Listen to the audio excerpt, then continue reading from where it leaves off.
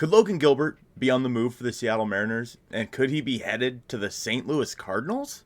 Just the other day, MLB Trade Rumors said that the Cardinals are interested in Logan Gilbert. And, well, yeah, of course. Why wouldn't they be? The Cardinals are a team that has severely underperformed so far this season. At the time of this article, the Cardinals were 38-52, last place in the National League Central and 11 games back of the wild card. Their president of baseball operations, John Mozeliak, admitted the club will approach the deadline as sellers for the most part, focusing on making moves that benefit the 2024 club. So of course that means they're going to probably try to trade off some of their free agents that they have at the end of this season, including guys like Adam Wainwright, Jordan Montgomery, etc., etc. But it's noted in the article that someone the Cardinals really like is Logan Gilbert. But would the Mariners even consider trading Logan Gilbert? The month of July has been pretty kind to Logan. Obviously, he threw his first complete game of his career earlier this month. And so far in 2023, Logan has a 3.66 ERA and 18 starts with 108 innings pitched, 106 strikeouts, and an ERA plus at 1.12. Logan has really limited his walks this year down to a 1.6 walks per 9.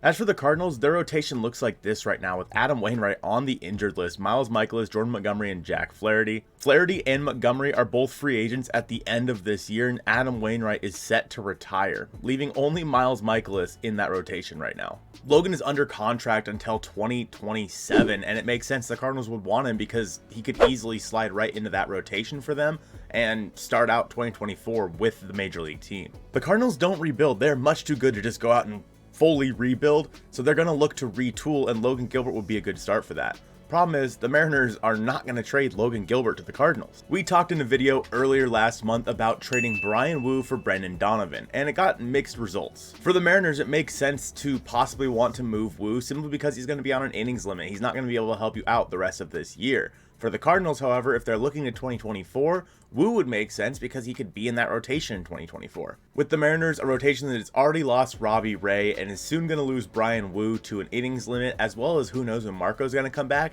there's really no other options if they were to trade Logan Gilbert. If they did trade Gilbert, they would have to get one of Flaherty or Montgomery in a return just to have somebody in that rotation for the rest of this year. Emerson Hancock probably is not there yet, so trading Logan Gilbert to the Cardinals, if you're only getting Flaherty or Montgomery, makes no sense. I would still be asking for Brendan Donovan in that trade, as well as one of Flaherty and Montgomery. Maybe the Mariners would send another prospect that way, but the fact of the matter is, with Logan Gilbert under contract through 2027, a guy that they really like, a guy that came up through their system, and a guy that they know what he can give you, they're not going to just trade Logan Gilbert for nothing.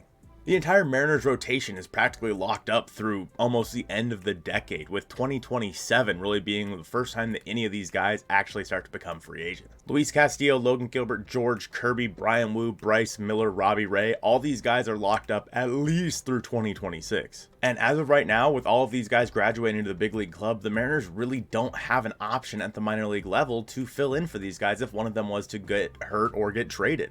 Of course, the Cardinals are interested in Logan Gilbert. Why would you not be? He's a young, controllable pitcher who's already shown that he can be a strong low 2, high 3 in your rotation. But if the Cardinals think that they're going to get Logan Gilbert for Tyler O'Neill and Jack Flaherty, they're smoking something that they shouldn't be. Logan Gilbert is going to be a Super 2 player, so he's going to have 4 years of arbitration instead of the typical 3, meaning that he is going to get paid a little bit more than a lot of the guys in the Mariners rotation, unless, of course, they sign him to a contract extension. We don't really know what those numbers will be yet, of course, until arbitration actually goes through. I personally just don't see a scenario where this makes any sense for the Mariners, in my opinion. Again, if they're going to trade you Brendan Donovan and Jack Flaherty for Logan Gilbert straight up, I'd certainly consider it. But even then, I still think I would want more than that for just Logan Gilbert. Brendan Donovan, of course, would sure up second base, but if the Cardinals think they're going to trade you Paul DeJong and Jack Flaherty or Tommy Edman and Jack Flaherty, they got another thing coming. Just for the sake of throwing some sort of trade package out there, we start with Logan Gilbert going back to the Cardinals. I would throw in Emerson Hancock as well for Brendan Donovan and Jack Flaherty and Dylan Carlson. At that point, you're getting an outfielder for the Mariners, a guy in Dylan Carlson who is still young and cost-controlled, a guy that you can put out there if Teoscar Hernandez leaves, and while he hasn't really shown out thus far in the big leagues, it's still someone that could very well be a big proponent of the next playoff team for the Seattle Mariners. In 2023, Carlson has 193 at-bats. He's hit 241, 342, 373 with a 97 OPS plus. As you can see here, he's only ever had an OPS plus above 100 once in his career, and that was in 2021. Obviously, we know that the Cardinals have a ton of outfielders right now, including, of course, Tyler O'Neill, but I would much rather have Carlson than O'Neill. I'm sure the Cardinals would too. But if they think they're going to get Logan Gilbert, you're going to have to overpay. Donovan, of course, would slot right in over at second base for the Mariners in 81 games in 2023. He has a 284, 369, 407 slash with a 113 OPS plus. Donovan is not a free agent until 2028, so you'd have him at second base for quite some time. And then finally, Jack Flaherty. In 17 starts, he has a 4.27 ERA in 92 innings pitched. He struck out 89, has an ERA plus of exactly 100. He would just fill in the rotation until the end of the season. Once again, he is a free agent at the end of this year. He's 27 years old, so while it's not a great replacement for Logan Gilbert, it's at least something.